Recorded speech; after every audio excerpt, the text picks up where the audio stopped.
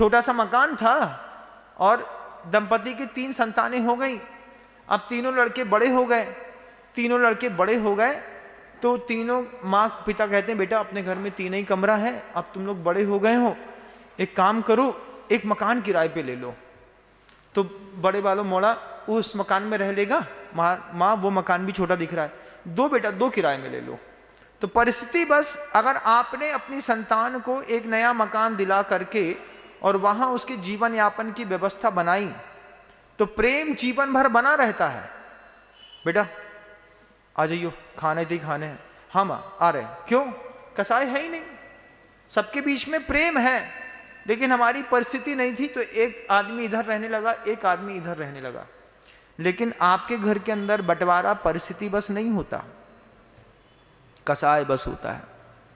कसाय कहां से शुरू होती है, उसका निमित्त क्या है, यही धन जिसके पीछे सुबह से लेकर शाम तक आप दौड़ रहे हैं, यही धन तो कसाय कराता है ना।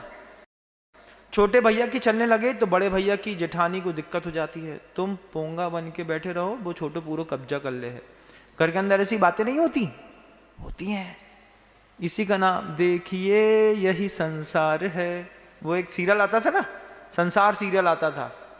संसार में यही होता है, अगर घर के अंदर थोड़ा भी किसी को इग्नोरेंस जोन में डाल दिया, थोड़ा भी कोई नकारात्मक हुआ, वो अपने ही घर की संपत्ति पर नजर लगा करके अपने ही परिवार के लोगों से कहता है बाहर निकलो। पत्नी पति को समझाती है तुमने पूरा परिवार चलाने का ठेका ले लिया है, तुम ही संभालोगे सब और कोई नहीं संभालेगा। महाराज जी आपको इतना कैसे पता है, आपने तो 20 साल की उम्र में घर छोड़ दिया था। हाँ 20 साल की उम्र में घर छोड़ दिया था।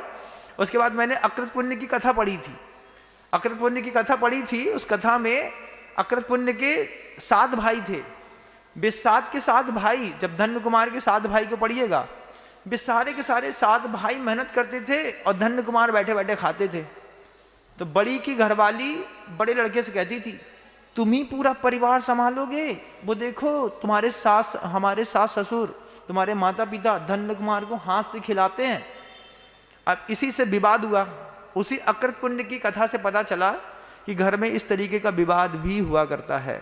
आप लोग को देख के नहीं पता चला, नहीं तो बोला महाराज जी आप हमारे घर की कहानी कहने लगे। प्रतिमा नियोग में सब लिखा हुआ है। वो दुखम चा धन रक्षणे, धन का रक्षण करने में कितना दुख होता है आप धन्य कुमार चरित्र से देखिएगा। जब भाई भाई में ईर्ष्या हो गई तो वो सारे के सारे 7 के 7 भाई मिलकर के धन्य कुमार को बावड़ी में फेंक करके उसके ऊपर सगे भाई के सबसे छोटे भाई के ऊपर बड़ा सा पत्थर फेंक दिया। लेकिन उसका पुण्य था तो पुण्य उसको अंदर भी बचा करके नमो रिहंताणम बचा करके और यक्ष के द्वारा रक्षित कर दिया गया। आपके साथ कोई यक्ष आपकी सेवा नहीं करेगा, क्यों? क्योंकि आपने ऐसा कुछ भी नहीं किया है। ये जो थोड़े बहुत पुरुषार्थ अभी तक जीवन में जो दिख रहा है, इस पुरुषार्थ से संसार समुद्र पार नहीं होगा, इस बात को ध्यान रखिएगा। ये पर्याय तो पार हो जाएगी, लेकिन पर्याय तो बहुत क्षणिक है। थोड़ी देर में बननी मिटनी होनी है। आचार्य कहते हैं मंदिर आए हो, प्रवचन सुन रहे हो, मंदिर के लिए दान दे रहे हो, तुम्हारी साधना का मात्र एक उद्देश्य है, राग द्वेष को कम करना, इसके अलावा कोई नहीं। उसके लिए शब्द दिया तीसरा, त्याग करना। उस त्याग में एक सूत्र दिया, क्षेत्र वास्तु हिरण सुवर्ण धन धान्य दासी दास कुप्य भांड प्रमाणातिक्रमा। कितना सटीक है जैन दर्शन, कितने प्यार से आपको गहराई वाली बात हल्के शब्दों में समझाने की कोशिश है कि धन के रक्षण करने में दुख होता है, त्याग करने में कोई दुख नहीं होता। तो त्याग महाराज सबसे पहले अपने भाई को संतुष्ट कर दो। मंदिर में दान देने की अपेक्षा सबसे पहले छोटे भाई की दुकान बड़ी कर दो। उसका मकान छूता है तो उसके ऊपर लेंटर डलवा दो। उसके घर में बाथरूम का दरवाजा बदलने का पैसा नहीं है तो पहले अपने भाई को दो।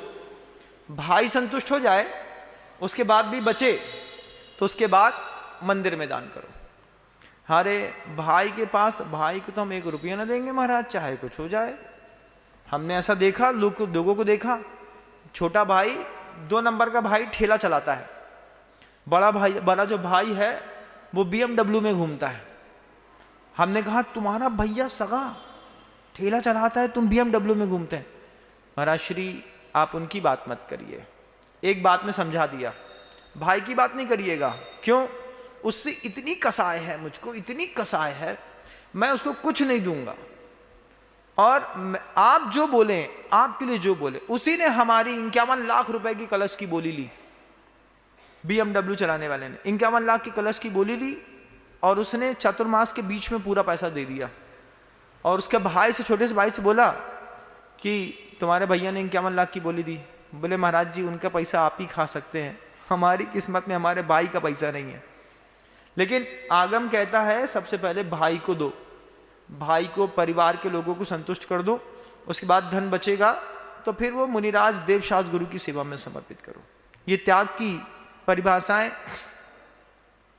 आपको गहराई में समझनी होगी, धन की वास्तविक स्थिति समझनी होगी। जितनी भी चिकल्लस होती है वो सिर्फ अर्थ के चक्कर में होती है। आपके जितने भी घर के अंदर संबंध हैं ये भी सिर्फ पैसे के चक्कर में है। ये ना समझना कि पत्नी तुमको चाहती है, तुमको कोई नहीं चाहता है, ये तुम्हारी व्यर्थ की धारणा है ना। काय के लिए चाहती है? पैसा। जब पति मर जाता है तो पत्नी को सिर्फ इसी बात का संतोष रहता है कि अब पैसा कहाँ से आएगा। और अगर पता चला कि सरकारी अफसर थे तो हमारी भी तो बल्ले बल्ले है, हमको भी मिलेगा 80,000 रुपया महीना, फिर ज़्यादा देर नहीं रोती, वो साफ सुथरा करके 80 को जाता। अब क्या करें महाराज, परिस्थिति थी, अब वो पर्याय है, वो तो जाना ही पड़ता है। वो फिर धर्म ज्ञान की बात सुनाएगी, है ना। और अगर पैसे की व्यवस्था नहीं हुई तो उसके 14 साल के मरने के बाद भी गम बना रहेगा, हमारे जे चले गए महाराज। हमने कही कब? मुझे 14 साल हो गए। हमने कही अब काय रो रही हूँ, अब क्या बताएं, बहुत संघर्ष करो उनने, लेकिन हमारे लाने का जो छोड़ के नहीं गए। दुनिया में सिर्फ पैसे का लफड़ा है। आपके परिवार के लोगों के बीच में से पैसा निकाल दो, आप अपने परिवार में पुत्र से के बीच में, पुत्र पिता के संबंध से पैसा निकाल दो, भाई बहन के संबंध से पैसा निकाल दो, आप मियाँ बीबी के चक्कर में बीच में से पैसा निकाल दो, दासी दास के बीच में से पैसा निकाल दो, अपने पिता से अपने बीच में पैसा निकाल दो। बस देखो कितने लोग कितने दिन तक चाहते हैं। फिर समझ में आएगा कि नीतिकारों ने क्या गजब की नीति लिखी है पैसे को लेकर के।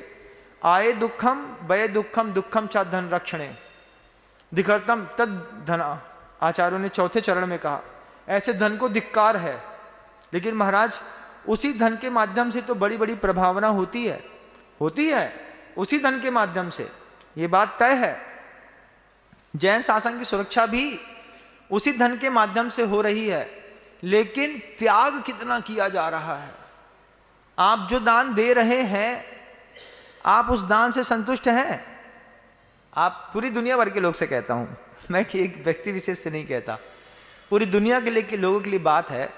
आप सतना में हैं, आप जबलपुर में हैं, आप नागपुर में हैं, आप बेंगलोर में हैं, दिल्ली में हैं, बंबई में हैं, जो आप दान देते हैं, कितना दान देते हैं आप?